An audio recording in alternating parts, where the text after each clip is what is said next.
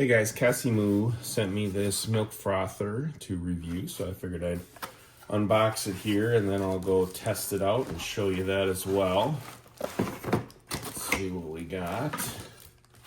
It's actually a lot fancier looking than I thought.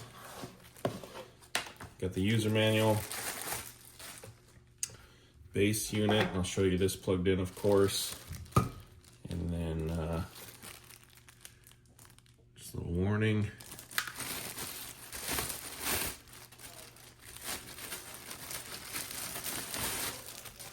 And the picture itself, this is actually really high quality. I'm impressed. Heavy steel. Obviously you have the different settings here. And then we got an extra agitator and the one that's in there. And again, a little bit on cleaning and a quick start guide. And then we have a cleaning brush. So let's go in the kitchen and I'll show it to you. All right, guys, you can see the minimum max lines in there. So I'm gonna put some milk in. We'll get this thing frothed and I'll come back and show you the finished product.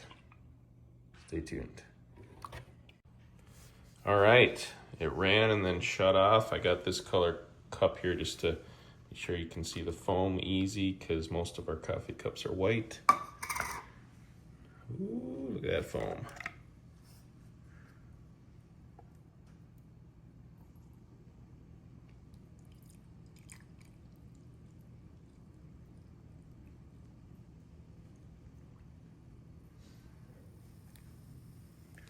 All right, there's the foam left.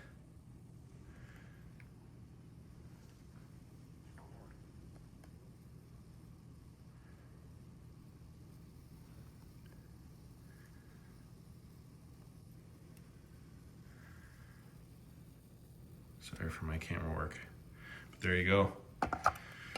I did not have whole milk or cream, so I was using 1%, which is why I didn't totally froth up, but the directions do say to use milk with more fat in it, so